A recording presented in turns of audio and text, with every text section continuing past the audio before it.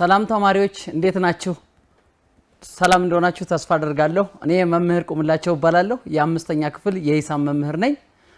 ተማሪዎች በዛሬው የሂሳብ ትምህርታችን የምንማረው ምዕራፍ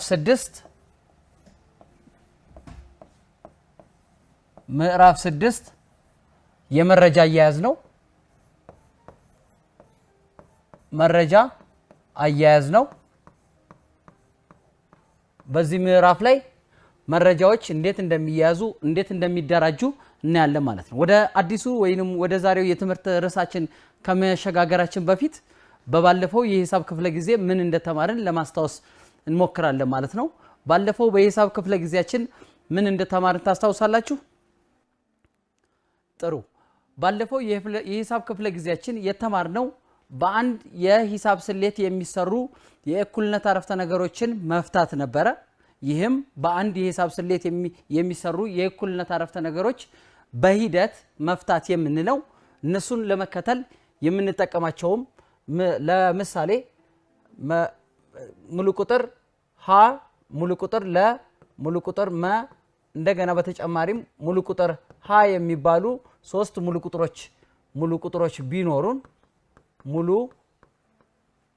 ቁጥሮች ቢኖሩን በአንድ የሂሳብ ስሌት ለመስራት የመጀመሪያው በሁለቱም የእኩልነት አረፍተ መስመሪያ የእኩልነት አረፍተ ነገር ላይ ተመሳሳይ ቁጥር በመደመር ነው። ያ ማለት ሀ እና ለ የእኩልነት አረፍተ ነገር ናቸው። ስለዚህ ሁለቱንም ወገን ላይ የሚባል የሙሉ ቁጥር እንደምራለን ማለት ነው። ስለዚህ በሁለቱም ወገን እንደምራለን። ሁለተኛው ሀና ለ መስመራዊ ሀኩል ይሆናል። መስመራዊ የእኩልነት አረፍተ ነገር ነው። ከሁለቱም ወገን ላይ ወይም በሁለቱም አቅጣጫ የሚባል ሙሉ ቁጥር እንቀንሳለን። በሶስተኛ ደረጃ ሀና ለ እኩል ይሆናሉ። ሁለቱንም ወገን በተመሳሳይ ቁጥር በሚባል ተመሳሳይ ቁጥር እናበዛለን በሁለቱም ወገን። የመጨረሻው በአንድ የሂሳብ ስሌት የሚሰሩ የእኩልነት አረፍተ ነገሮችን ለመፍታት የመጨረሻው የምንጠቀመው ሀኩል ይሆናል። በዚህ መልኩ የተቀመጠ የእኩልነት አረፍተ ነገር ለመፍታት ከዜሮ በተለየ የሚባል ሙሉ ቁጥር በማካፈል እንሰራለን። ይህንን ሐሳብ ይህንን የእኩልነት አረፍተ ነገር መፍቻ መንገዶችን ከባለፈው ትምህርታችን ተምረናል ማለት ነው። ለምሳሌ ያክል አንድ ምሳሌ እናያለን። ሁለት ወ ሲደመር አንድ እኩል ይሆናል 7። ይሄንን በአንድ የሂሳብ ስሌት የሚሰሩ የእኩልነት አረፍተ ነገሮችን ለመፍታት በመጠቀም ከለያየናቸውን በመጠቀም በሁለቱም ወገን እዚህ ሲደመር አንድ ስለሆነ ሁለት ወ ሲደመር አንድ የሚለውን ከመደመር ስለሆነ በሁለቱም ወኩል በአቅጣጫ በቀኝም በግራም ከእኩልነት ባሻገር ባሉ አልጀብራዊ መገለጫዎች በኩል ያሉትን በሁለቱም በኩል ማን እንቀንሳለን? አንድ እንቀንሳለን ማለት። ስለዚህ ሁለት ወ ይመጣል። እዚህ ጋር ያለው ደግሞ አንድ ሲቀነስ አንድ ማን ይመጣል? 0 ይመጣል ማለት ነው። እኩል ይሆናል 7 ሲቀነስ 1 6 መጣ። አሁንም ይሄ ተመሳሳይ መስመራዊ የእኩልነት አረፍተ ነገር ነው። ስለዚህ ሁለቱንም ወገን ሁለት ሲባዛ ወ ማለት ነው። ይሄ በሁለት እናካፍለዋለን። ይሄ 2 በ2 አንድ ይቀራል። አንድ በማንኛውም ቁጥር ቢባዛ ያው ራሱ ቁጥር ስለሆነ የሚመጣው ዋጋ ወ ነው። 6 ሲካፈል ለ2 ስንት ይመጣል ማለት ነው? 3 ማለት። ይህ ማለት ደግሞ ወኩል ይሆናል 3 ማለት ደግሞ ይህንን መስመራዊ የእኩልነት አረፍተ ነገር ሊያረካው ወይንም እውነት ሊያደርግልን የሚችለው የመፍትሄ የተለዋዋጭ ዋጋ ወይንም የዋጋ 3 ነው ማለት ነው።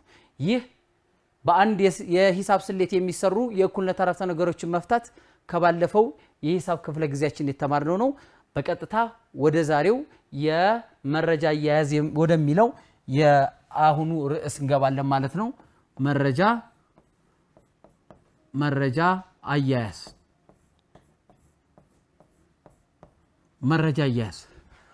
አያያዝ ላይ መጀመሪያ ወደ ዋናው ሐሳብ ከመግባታችን በፊት አብዛኞቻችን በቤታችን በአካባቢያችን በትምህርት ቤት አካባቢ እንዲሁም በሌላ በስራ ቦታ ስለ መረጃ አያያዝ በደንብ ዕውቀት አለን። መረጃ እንዴት እንደምሰበሰቡ እናውቃለን። ነገር ግን አሁን በዚህ በትርጓሜ መሰረት መረጃ አያያዝ ማለት ምን ማለት ነው? ከባለፈው ከአራተኛ ክፍል የሂሳብ ትምህርታችሁ በመነሳት መረጃ አያያዝ ማለት ምን ማለት ነው? መረጃ አያያዝ ማለት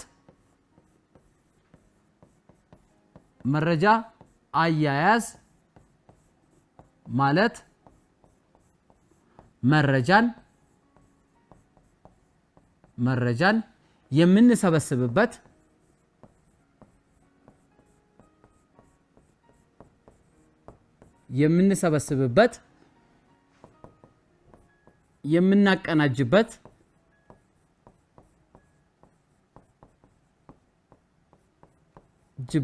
የምናቀናጅበትና የምናጠቃልልበት ዘዴ ነው።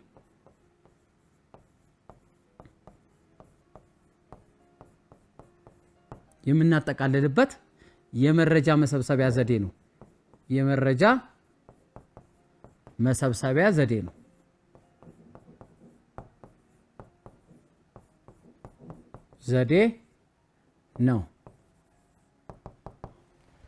መረጃ አያያዝ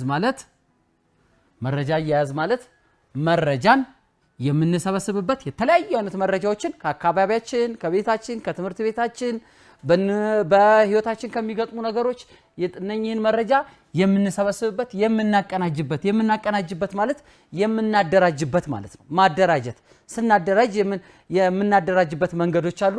ሌላው ደግሞ የምናጠቃልልበት መንገድ አለ። ይህ ዘዴ ምን በመባል ይጠራል? መረጃ አያያዝ በመባል ይጠራል። ወደ ዋናው ከላይ ወዳለው ስንመጣ ደግሞ የመረጃ መሰብሰቢያ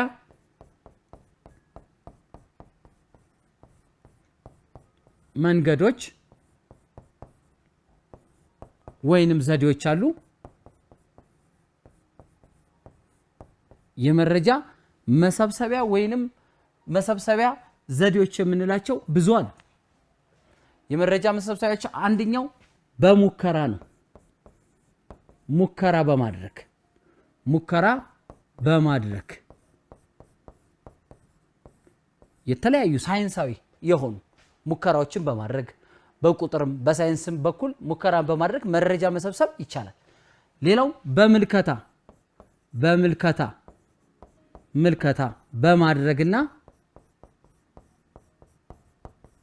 በማድረግና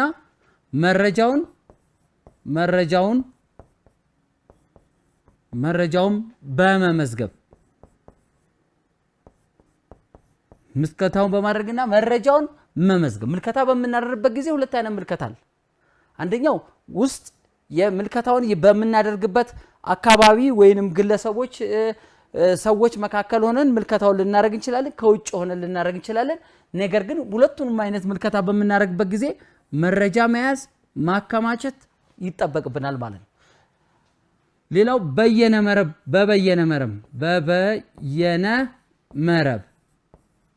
በበየነ መረብ ማለት ከኢንተርኔት ማለት ነው።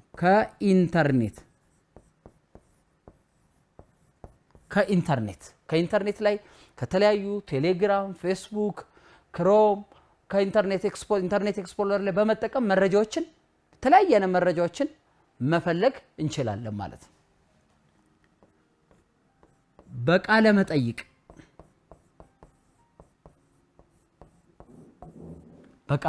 በቃለ መጠይቅ ማለት ሰዎችን በመጠየቅ ማለት ነው።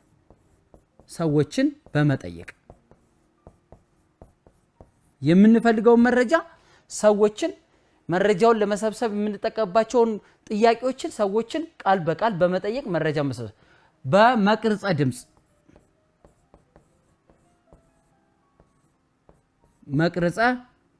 ድምጽ ሪከርድ የተደረጉ መቅረጸ። ሌላው በመረጃና ትንተና ወዘተ መረጃና ትንተና ክፍል በመሄድ መረጃዎችን በእነኚህ እና ከነኚህ በበለጡ በብዙ መልኩ መረጃን መሰብሰብ እንችላለን።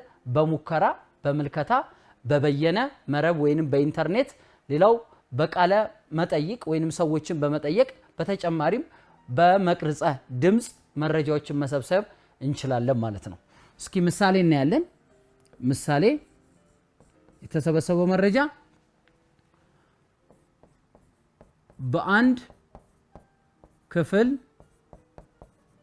ተማሪዎች ተማሪዎች የሚወዱትን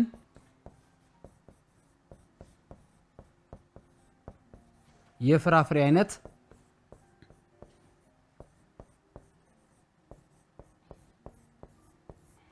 ተጠይቀው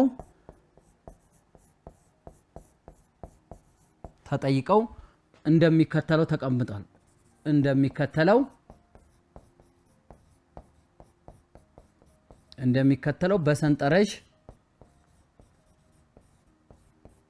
በሰንጠረዥ ተቀምጧል።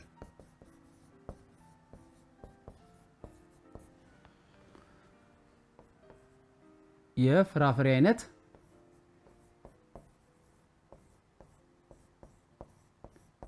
አይነት ማንጎ፣ ብርቱካን፣ ፓፓያ፣ ሎሚ፣ አቮካዶ፣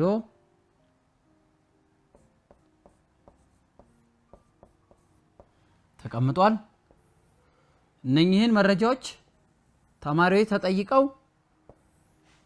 የመለሱት ምን ያክል ተማሪዎች ከአጠቃላይ ተማሪዎች ምን ያክል ተማሪዎች እንደመለሱ ማንጎ የሚወዱት ተማሪዎች 9፣ ብርቱካን 12፣ ፓፓያ 13፣ ሎሚ 3፣ አቮካዶ 16 ይሄ ተቀምጧል። የተማሪ ብዛት አንደኛ ጥያቄ በከፍተኛ ቁጥር የሚወዱት የፍራፍሬ አይነት የቱ ነው? ከፍተኛ ቁጥር ተወዳጅነት ያለው ፍራፍሬ የቱ ነው? ከተቀመጡት በሰንጠረዥ ከተቀመጡት ውስጥ በከፍተኛ መጠን ካሉት በቃለ መጠይቅ ከተደረገላቸው ከተሰበሰበው መረጃ ላይ በከፍተኛ ቁጥር ተወዳጅነት ያለው የፍራፍሬ አይነት፣ ሁለተኛ ዝቅተኛ ተማሪ ቁጥር ያለው ፍራፍሬ የቱ ነው? 3 በመጠይቁ የተሳተፉ ተማሪዎች ብዛት ስንት ናቸው?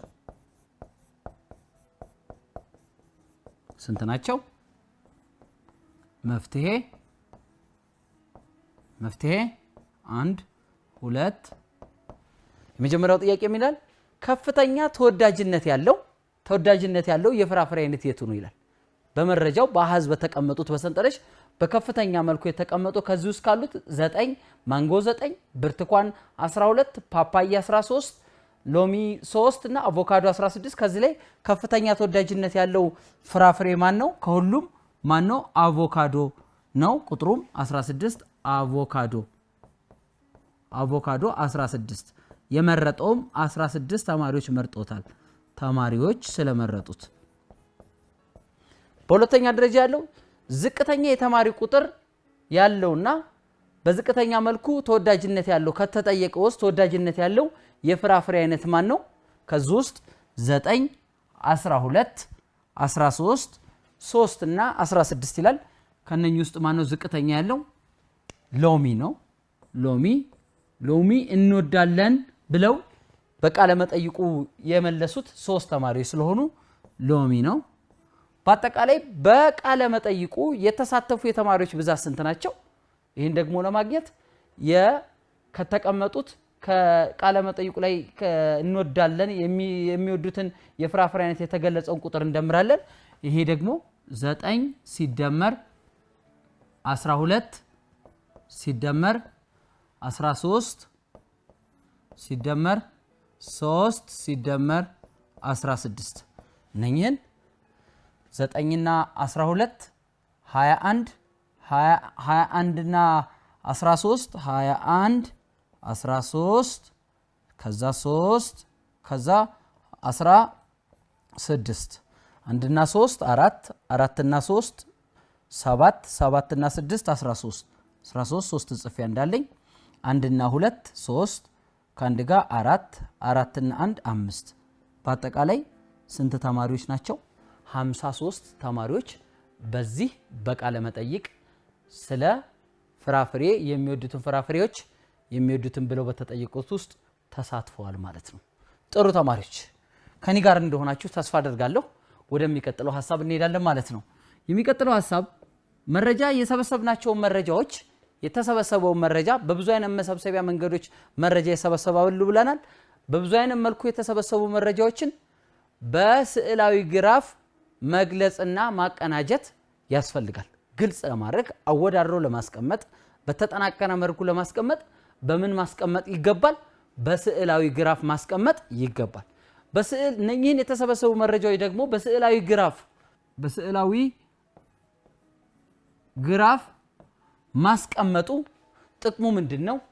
ስለተሰጠው መረጃ በአሃዝ የተቀመጠው መረጃ በስዕላዊ ግራፍ ማስቀመጡ ስለ መረጃው በጥልቅ ለማሰብ ስለ መረጃው ያለንን ዕውቀት ለማዳበርና መረጃዎቹን ለማወዳደር ይጠቅማል። ስለዚህ በስዕላዊ ግራፍ ማደራጀትም ማስቀመጥም ተገቢ ነው ማለት ነው። ሌላው አንድ በቃለ መጠይቅ በመናደርግበት ጊዜ ወይንም ቃለ መጠይቅ የሚጠይቀው መረጃ ሰብሳቢ በሚጠይቅበት ጊዜ ጥያቄዎቹ ወይም መጠይቆቹ ሊያሟላቸው የሚገባ ሂደቶች አሉት። መጠይቆች የቃለ መጠይቅ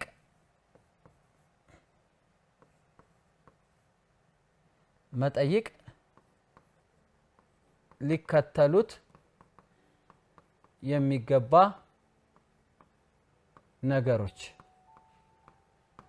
ነገሮቹ ቃለ መጠይቅ ስንጠይቅ መጠይቆቹ ሊከተሉ አንደኛ ጥያቄዎቹ ቀላል መሆን አለባቸው። ቀላል ማለት የምንፈልገውን ዓላማ የሚያሟሉ መሆን አለበት። የምንጠይቀው ጥያቄ መረጃውን ለምንፈልገው ነገር ዓላማ የሚያሟላ። ሌላው ግልጽ መሆን አለባቸው። ግልጽ ወይንም ቀጥተኛ በተጨማሪ ደግሞ የማያሻማ መሆን አለበት። ሌላው ደግሞ አጭር ተጠያቂውን የማያወዛግብ ጥያቄው ለመመለስ የማያወዛግብ መሆን ይገባል። አጭር መሆን ይገባል።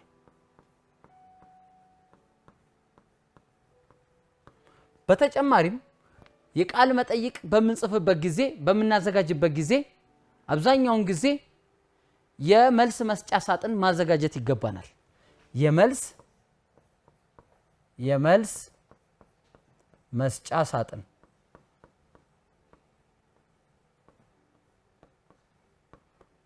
ወይንም ሳጥኑ ይሄን የሚይዝ ወይም ይሄንን የሚይዝ ለምሳሌ ወተት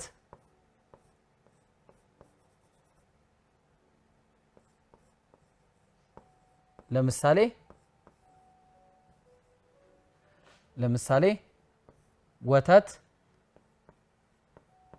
ወተት ነጭ ነው።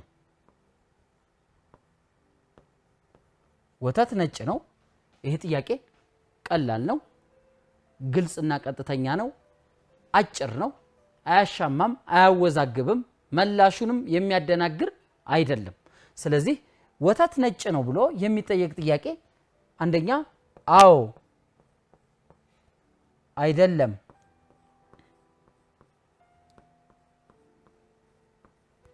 አዎ ላኦ የመልስ መስጫ ማሳጥን ላይደለም የመልስ መስጫ ማሳጥን እናረግና ከዛ ጥያቄውን እንመልሳለን። ወተት ነጭ ነው።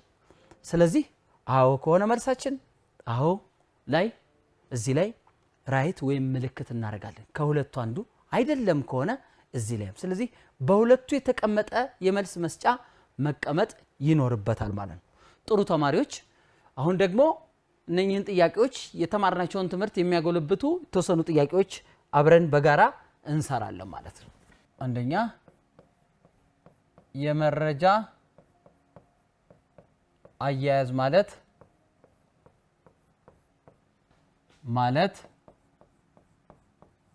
ምን ማለት ነው?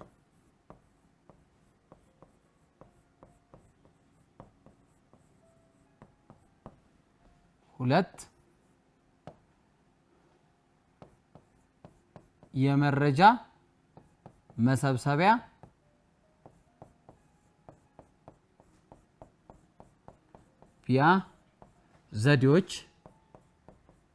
ዘዴዎችን ቢያንስ አራቱን ጥቀሱ።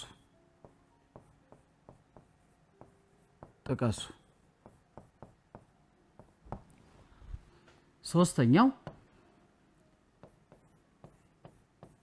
የፍሬ ህይወት ቁጥር 1 መምህር የሆኑት መምህር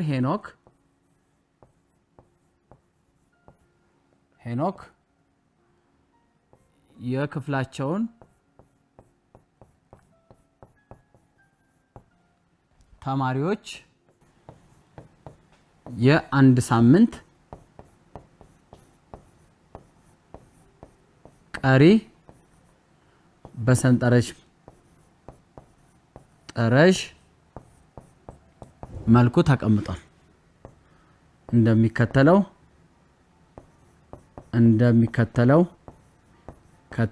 ተቀምጧል።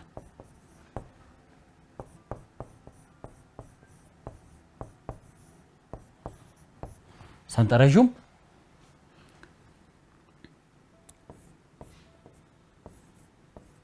ሰኞ፣ ማክሰኞ፣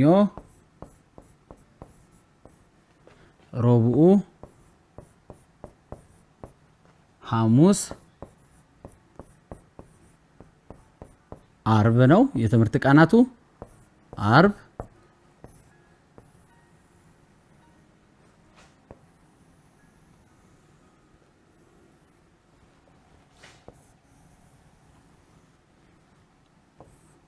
ስለዚህ በእነኚህ የትምህርት ቀናት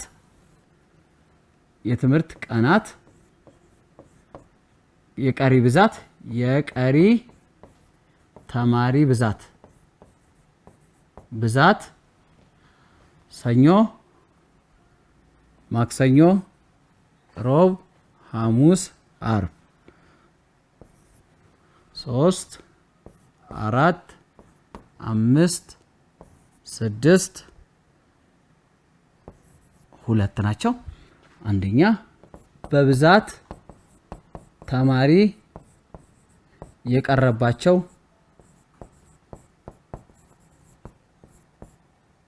ቀናት የትኞቹ ናቸው?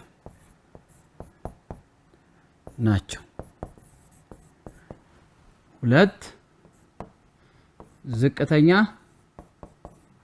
ቁጥር ያለው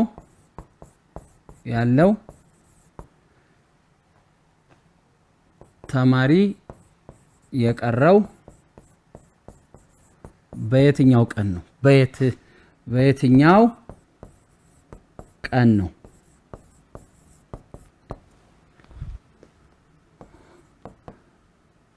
በአጠቃላይ በሳምንቱ የቀሩት የተማሪዎች ብዛት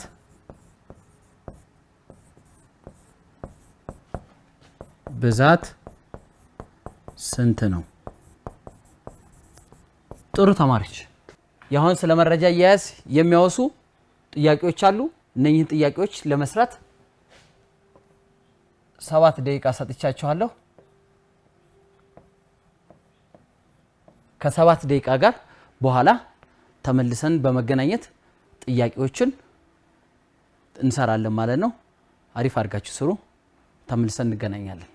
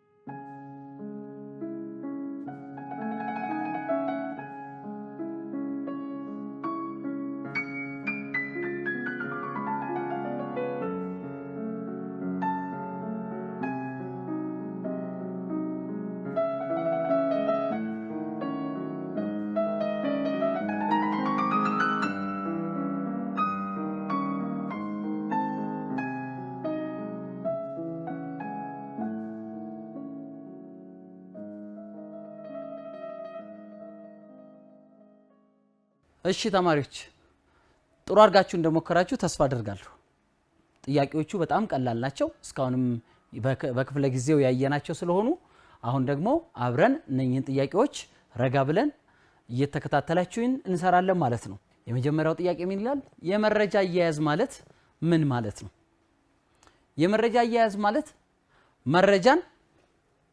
የመረጃ አያያዝ ማለት መረጃን የምንሰበስብበት የምናቀናጅበት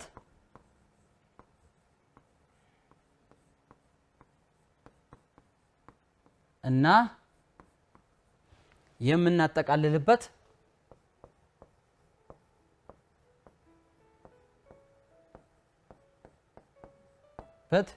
የመረጃ መሰብሰቢያ ዘዴ ነው። መሰብሰቢያ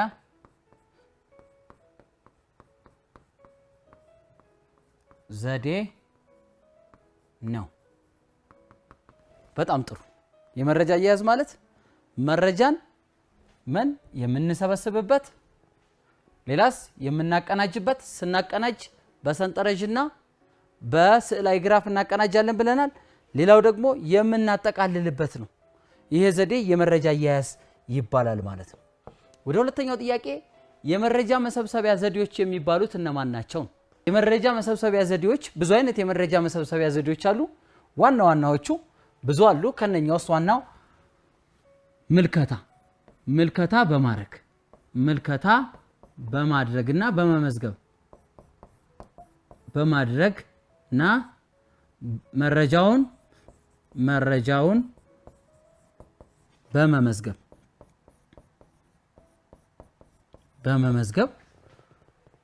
ሁለት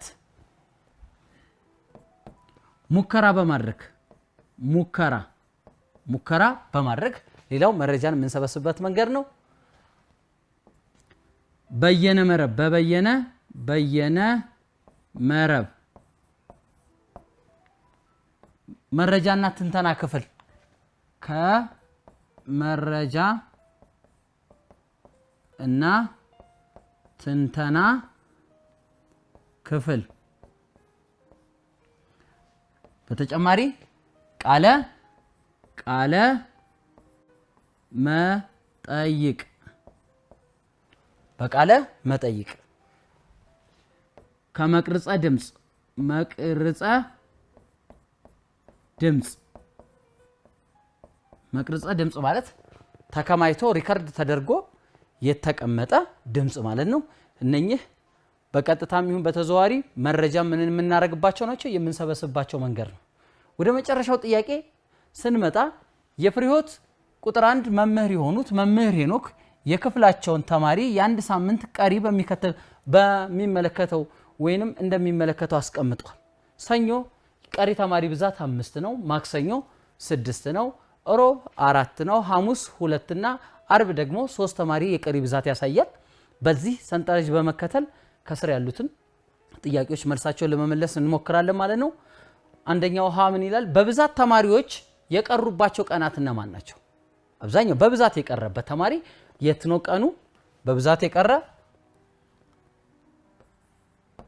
የቀረው ከነኚህ 5 6 ማክሰኞ 6 ሮብ 4 ሐሙስ 2 አርብ 3 ነው። በብዛት የቀረው የት ላይ ነው? ማክሰኞ ስንት ተማሪ ስለቀረ? 6 ተማሪዎች ቀርተዋል። ለዝቅተኛ ቁጥር ያላቸው ተማሪዎች የቀሩት ወይንም የቀረው በየትኛው የትምህርት ቀናት ነው? ካሉት ውስጥ 5 6 4 2 3 ነው። ሐሙስ ዕለት 2 ተማሪ ብቻ ስለቀረ ዝቅተኛ ቀሪ የሚታይበት ቀን ማን ነው? ሐሙስ 2 ተማሪ የቀረበት ነው። በመጨረሻም በአጠቃላይ በሳምንቱ የትምህርት ቀናት ውስጥ በመምህር ሄኖክ በሚያስተምሩበት ክፍል ውስጥ የቀሪ ብዛት ስንት ናቸው ነው የሚለው የተማሪው ብዛት። ይሄን ደግሞ በመደመር ነው ከሰኞ እስከ አርብ ያሉት በትምህርት ቀናት። ስለዚህ እነኚህን እንደምራለን። ሰኞ 5 ነው፣ ማክሰኞ 6 ነው፣ ሮብ 4 አለ፣ ሐሙስ 2 እና አርብ 3 አለ። 5 እና 6 11 11 እና 4 15 15 እና 2 17 17 እና 3 20 ተማሪዎች ቀርተዋል። ተማሪዎች 20 ተማሪዎች ቀሪ ያሳያል። ያ ማለት ተማሪዎቹ እየተደጋገሙም ሊሆን ይችላል። በዚህ ላይ የሚያሳየው ግን 20 ተማሪ በሳምንቱ ውስጥ ቀሪ እንደሚያሳይ እናያለን ማለት ነው። በጣም ጥሩ ተማሪዎች፣ እስካሁን እያየናቸው ያለው ነው የመረጃ አያያዝ ነው። አሁን ደግሞ የመረጃ አያያዝ ያለውን የትምህርት ጨርሰናል። ዛሬ በዚህ ክፍለ ጊዜ ምን እንደተማረን እንከልሳለን ማለት ነው። በዛሬው የትምህርት ርዕሳችን የተማርናቸው ስለ መረጃ አያያዝ ነው። መረጃ አያያዝ ማለት ምን ማለት ነው? የመረጃ መሰብሰቢያ ዘዴዎች ምንድናቸው? እስኪ መረጃ አያያዝ ማለት ምን ማለት ነው? መረጃ አያያዝ ማለት መረጃን የምንሰበስብበት የምናቀናጅበትና የምናጠናቅርበት ዘዴ ነው። የመሰብሰቢያ ዘዴ ነው። ሌላው መረጃ የምንሰበስብባቸው ብዙ ዘዴዎች አሉ። ከነኚህ ውስጥ አንደኛው ምልከታ በማድረግና መረጃውን በመመዝገብ ነው። ሁለተኛው በበየነ መረብ ወይንም በኢንተርኔት አገልግሎት በመጠቀም ነው። ሶስተኛው ሙከራ በማድረግ ነው። አራተኛው በድምጽ መቅረጽ በማካሄድ፣ አምስተኛው ላይ መረጃን ከመረጃና ትንተና ክፍል በመውሰድ መረጃን ከተከማቸ ወይንም መረጃ ከሚከማችበት ቦታ መረጃ በመውሰድ ነው።